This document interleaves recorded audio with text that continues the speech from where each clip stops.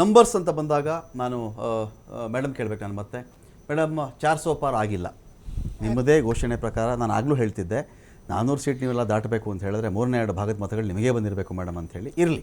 ರಮಕಾಂತ್, ನಾವು ಮಾಡಿರುವ ರ್ಯಾಲಿಗಳಿರ್ಬೋದು, ನಾವು ಮಾಡಿರುವ ಸಂಘಟನೆಗಳಿರ್ಬೋದು, ನಾವು ಮಾಡಿರುವ ಸಭೆಗಳಿರ್ಬೋದು, ನಾವು ಮಾಡಿ ಲಾಭಾರ್ಥಿಗಳು ಯಾರ್ಯಾರು ನಮ್ಮಿಂದ ಜನಪರ ಯೋಜನೆಯ ಲಾಭಾರ್ಥಿಗಳಿದ್ದಾರೆ ಅವ್ರ ಜೊತೆ ಮಾಡಿರೋ ಸಂವಾದಗಳಿರ್ಬೋದು, ಎಲ್ಲವನ್ನೂ ಪ್ರಾಮಾಣಿಕವಾಗಿ ಪ್ರತಿಯೊಂದು ಕಾರ್ಯಕರ್ತರು ಓಟ್ ಕೇಳಕ್ ಹೋಗುವಾಗ ಎದೆ ತಟ್ಕೊಂಡು ಹೋಗಿ ಹೇಳಿದ್ದಾರೆ, ನಾವು ಇದನ್ನು ಮಾಡಿದ್ದೀವಿ, ಈ ಕ್ಷೇತ್ರದಲ್ಲಿ ಇಷ್ಟು ಜನರಿಗೆ ಮನೆ ಕಟ್ಟಿಸಿಕೊಟ್ಟಿದ್ದೀವಿ, ಇಷ್ಟು ಜನರಿಗೆ ಈ ತರ ಫಲಾನುಭವಿಗಳಿದ್ದಾರೆ, ಇಷ್ಟು ಜನರು ನಾವು ಯಾವುದು ನೀರುಗಳು ಕೊಟ್ಟಿದ್ದೀವಿ, ಇಷ್ಟು ಜನ ವಿದ್ಯುತ್, ಪ್ರತಿಯೊಂದನ್ನು ಹೇಳಿ ಅವರಿಗೆ ಏನು ನಾವು ಪಾಂಪ್ಲೆಟ್ಗಳು ಕೊಟ್ಟು ಈ ತರ ನಾವು ಹೇಳಿದೀವಿ ಹೊರತು ನಾವು ದುಡ್ಡು ಕೊಡ್ತೀವಿ ನಿಮ್ಗೆ, ದೇಶದಲ್ಲಿ ನಾವು ಬಂದ್ರೆ 1 ಲಕ್ಷಕ್ಕೆ ನಿಮ್ಮ ಅಕೌಂಟ್ ಹಾಕ್ತೀವಿ ಅಂತ ನಾವು ಹೇಳಲಿಲ್ಲ.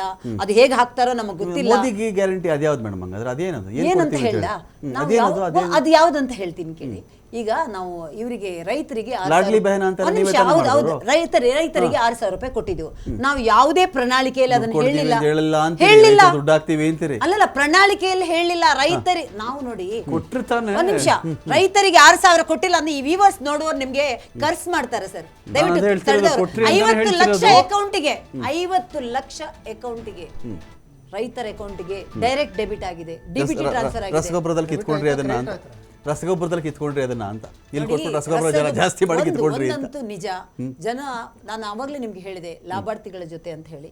ನಮ್ಮ ಕಲ್ಪನೆ, ವಿಕಸಿತ ಭಾರತದ ಕಲ್ಪನೆ ಇದೆಯಲ್ಲ, ಪ್ರತಿಯೊಬ್ಬರು ಎಲೆಕ್ಷನ್ ಹೋದಾಗ ರಾಜಕೀಯದ ಅಜೆಂಡಾ ಇಟ್ಕೊಂಡು ಈ 5 ವರ್ಷಕ್ಕೆ ಏನ್ ಬೇಕಂತ ಮಾಡ್ತಾರೆ. ನಮ್ಮ ಪ್ಲಾನ್ ಏನೇ ಇದ್ರು ನಮ್ಮ ಮಾನ್ಯ ನರೇಂದ್ರ ಮೋದಿ ಅವರು 2047 ನಮ್ಮ ಸ್ವಾತಂತ್ರ್ಯ ಬಂದು 100ನೇ ವರ್ಷದಲ್ಲಿ ಭಾರತ ಹೇಗಿರಬೇಕು ಆ ಕಲ್ಪನೆಯನ್ನು ಕಂಡಿದ್ದಾರೆ ಹೊರತು ನೀವು ಮುಸ್ಲಿಮರ ಬಗ್ಗೆ ಮಾತಾಡಿ, ಕ್ರಿಶ್ಚಿಯನ್ರ ಬಗ್ಗೆ ಮಾತಾಡಿದಲ್ಲ. ಅವರು ಮಾತಾಡಿದನ್ನು ನೀವು ತಿರುಚಿ ಹೇಳ್ತಾ ಇದ್ದೀರಾ. ಮತ್ತೊಮ್ಮೆ ಆಮ್ ಆದ್ಮಿ ಅವರಿಗೆ ಹೇಳ್ತೀನಿ, ಅವರು ಮುಸಲ್ಮಾನರ ಬಗ್ಗೆ ಹೇಳಿದ ಅಲ್ಲ, ಜಾಸ್ತಿ ಜನ ಮಕ್ಕಳು ಅಂತ ಹೇಳಿದ್ದಾರೆ.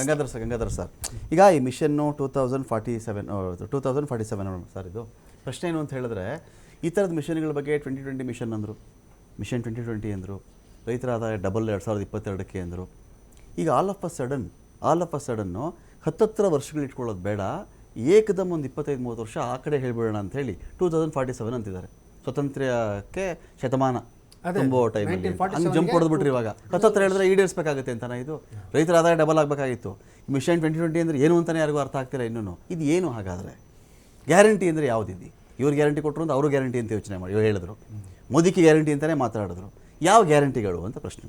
ಅದೇ ಗ್ಯಾರಂಟಿಗಳು ಇವೆಲ್ಲ ಈಗ ನಾವು ಗ್ಯಾರಂಟಿ ಟ್ರಂಪ್ ಕಾರ್ಡ್ ಸರ್, ಅದನ್ನ ಪ್ಲೇ ಮಾಡಿದ್ರು, ಸಕ್ಸಸ್ ಆದ್ರು ಕೆಲವು ಕಡೆ. ನೋಡಿ ಇವ್ರ ಕತೆ ಏನು? ರಾಜಕಾರಣದಲ್ಲಿ ಇವೆಲ್ಲ ಗಿಮಿಕ್ಸ್ ಇರ್ತವೆ. ಓಕೆ, ಅದು ಗಿಮಿಕ್ಸನ್ನು ನಾವು ಏನಪ್ಪ ಅಂದರೆ ಎಕ್ಸಾಕ್ಟ್ ಆಬ್ಜೆಕ್ಟಿವ್ ಅಂತೇಳಿ ತೊಗೊಂಡು ಆ ಸತ್ಯಾಂಶಗಳನ್ನು ತೊಗೊಂಡು ನಾವು ಚರ್ಚೆ ಮಾಡೋದ್ರಲ್ಲಿ ಅರ್ಥ ಇಲ್ಲ. ಓಕೆ, ಈಗೆಲ್ಲ 400 ಸೀಟ್ ಅಂತ ಹೇಳ್ತಾರೆ, ಅಬ್ಕಿ ಪಾರ್ ಅಂತೇಳಿ 400 ಪಾರು. ಅದು ಇವ್ರು ಏನಪ್ಪ ಅಂದ್ರೆ ಖರ್ಗೆ ಅವರು ಎಲ್ಲ ನಾವು ಗೆದ್ದುಬಿಟ್ಟಿದ್ದೀವಿ ಅಂತ ಹೇಳ್ತಾರೆ, ಪ್ರಧಾನಿ ಅಂತ ಹೇಳ್ತಾರೆ. ಹೌದ್ರೆ ಆಲ್ರೆಡಿ ಕೋರ್ಟ್ ಹೊಲಿಸ್ತಾ ಇದ್ದಾರೆ ಅಂತ ಹೇಳ್ತಾ ಇದ್ದಾರೆ. ಯಾರ್ದು? ಇವರಿಗೆ, ರಾಹುಲ್ ಗಾಂಧಿ ಅವರಿಗೆ ಇಟ್ಲಿಯಿಂದ ಬಂದಿದೆ ಅಂತ ಹೇಳ್ತಾರೆ ಕೋರ್ಟು. ಹೌದ್ರಾ? ಇವೆಲ್ಲವೂ ಏನಂದ್ರೆ ಗಿಮಿಕ್ಸ್, ಹೌದ್ರಾ? ಜೋಕ್ಸೇ ಇವೆಲ್ಲ ರಾಜಕೀಯದಲ್ಲಿ. ನಾವು ಏನಪ್ಪ ಅಂದ್ರೆ ಇದನ್ನು ವಾಸ್ತವವಾಗಿ ತೆಗೆದುಕೊಳ್ಬಾರ್ದು. ಎಲ್ಲೋ ಒಂದ್ ಕಡೆ ಯಾವ್ಯಾವುದೋ ಅಂಶಗಳು ಕೆಲಸ ಮಾಡ್ತವೆ ಅಂತಕ್ಕಂಥದ್ದು ನಾವು ನಾಳೆ ರಿಸಲ್ಟ್ ಬಂದ ಮೇಲೆ ಏನಪ್ಪ ಅಂದ್ರೆ ಕೂತ್ಕೊಂಡು ಚರ್ಚೆ ಮಾಡಬೇಕಾಗುತ್ತೆ. ಅವಾಗ ನಮ್ಗೆ ಕರೆಕ್ಟಾಗಿ ಏನೋ ಒಂದು ಇದ್ದದ್ರಲ್ಲೇ ಒಂದಿಷ್ಟು ಏನಪ್ಪ ಅಂದ್ರೆ ಸತ್ಯಾಂಶ ನಮ್ಗೆ ಗೊತ್ತಾಗ್ಬೋದು.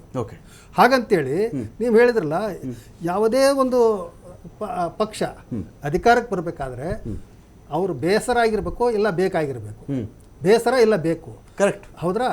ಆ ಬೇಸರ ಬೇಕುಗಳ ಮಧ್ಯೆ ಇಂಪಾರ್ಟೆಂಟ್ ಸರ್. ನಾನು ಅದನ್ನ ಬಿಗಿನಿಂಗ್ ಅಲ್ಲೂ ಆ ಡಿಬೇಟ್ ಮಾತಾಡಿದೆ. ಒಂದು ದೇಶದಲ್ಲಿ ಪ್ರಚಂಡ ಬಹುಮತ, ಹೌದು, ಆಡಳಿತಾರೂಢ ಪಕ್ಷ ಆದ್ರೂ ಪಡ್ಕೊಳ್ಳಿ, ವಿರೋಧ ಪಕ್ಷಕ್ಕಾದ್ರೂ ಬರಲಿ, ಪಕ್ಷಕ್ಕೆ ನಾನು ಹೇಳ್ತಾ ಇದ್ದೀನಿ, ಲೀಡರ್ ಫೇಸ್ ನಾನು ಮಾತಾಡ್ತಾ ಇಲ್ಲ. ಒಂದು ಪ್ರಚಂಡ ಅಲೆ ಇದ್ದಾಗ ಮಾತ್ರ ಸಾಧ್ಯ ಸರ್ ಅದು. ಅದೇ ಇಲ್ಲಿ ನೀವು ಮೋದಿ ವಿರುದ್ಧವಾಗಿ ರಾಹುಲ್ ಗಾಂಧಿನ, ಮಲ್ಲಿಕಾರ್ಜುನ್ ಖರ್ಗೆನ, ಇನ್ನೊಬ್ರು ಯಾರೋ ಖರ್ಗೆನ, ಸೋನಿಯಾ ಗಾಂಧಿನ ಈ ಪ್ರಶ್ನೆ ಬರಲ್ಲ. ನನಗೆ ಇವ್ರು ಬೇಡ ಅಂದ್ರೆ ಮುಗಿತ್ ಸರ್, ಅಷ್ಟೇ. ನನಗೆ ಈ ನಾಯಕ ಬೇಡ ಅಂತ ನೋಡಿ ಆ ಓಟ್ ಆ ನಾಯಕನಿಗಂತೂ ಹೋಗಲ್ಲ.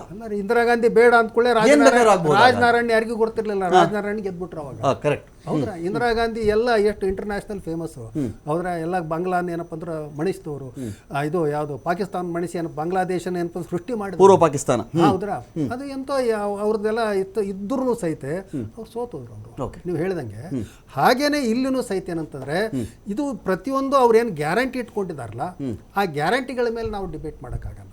ಓಕೆ, ಹಾಗೆ ಅದನ್ನು ನಾವು ಒಪ್ಕೊಳ್ಳೋಕ್ಕೂ ಆಗಲ್ಲ. ಆದರೆ ಏನಾಗ್ತಾ ಇದೆ ಇವತ್ತು ಕೆಲಸ ಮಾಡೋದು ಏನಂತಂದ್ರಪ್ಪ ಅಂದರೆ ಅದನ್ನು ವಿಚಾರ ಮಾಡಬೇಕು. ಓಕೆ, ಎಲೆಕ್ಷನ್ನಲ್ಲಿ ಕೆಲವೊಂದು ಏನಪ್ಪ ಅಂದ್ರೆ ನಾ ಹೇಳಿದ್ನಲ್ಲ, ಇನ್ಸ್ಟಂಟೇನಿಯಸ್ ಆಗಿ ಒಂದಿಷ್ಟೆಲ್ಲ ಎಫೆಕ್ಟ್ ಆಗ್ತವೆ. ಕರೆಕ್ಟ್. ಇನ್ಸ್ಟಂಟೇನಿಯಸ್ ಈಗ ಯಾವುದೋ ಒಂದು ವಾರ್ ಡಿಕ್ಲೇರ್ ಮಾಡಿದ್ರು ಯಾರಾದರೂ, ಅವಾಗ ಆಗ್ತಕ್ಕಂಥದ್ದೇ ಬೇರೆ. ಓಕೆ, ಇವೆಲ್ಲ ಗಣನೆಗೆ ಬರೋದಿಲ್ಲ. ಯಾವುದು ಈ ಗ್ಯಾರಂಟಿಗಳು ಕೊಚ್ಕೊಂಡು ಹೋಗ್ಬಿಡ್ತಾವೆಲ್ಲ, ಮುಚ್ಕೊಂಡು ಹೋಗ್ತಾವೆ. ಈಗ ಯಾರದಾರ ಅವ್ರನ್ನ ಆರಿಸ್ಬೇಕಪ್ಪ, ಮೊದಲು ನಮ್ಮ ದೇಶ ನಾವು ಸ್ಥಿರತೆ ಬರುತ್ತೆ. ಓಕೆ, ಹಾಗೆ ಇದನ್ನು ಈ ಥರದಲ್ಲಿ ನಾವು ವಿಚಾರ ಮಾಡಬೇಕು ಹೊರತಾಗಿ ಅದು ಗ್ಯಾರಂಟಿ ಕೊಟ್ಟಿದ್ದಾರೆ ಅದ್ರದ್ದು ಏನಪ್ಪ ಅಂದ್ರೆ ಎಷ್ಟು ಅದು ಫ್ರೂಟ್ಸ್ ಕೊಡ್ಬೋದು, ಎಷ್ಟು ಅದು ಸಾಧನೆ ಆಗ್ಬೋದು, ಅದ್ರ ಥರ ಇಲ್ಲ. ಇದು ಎಲೆಕ್ಷನ್ನೇ ಬೇರೆ ಇದು. ಫೈನ್.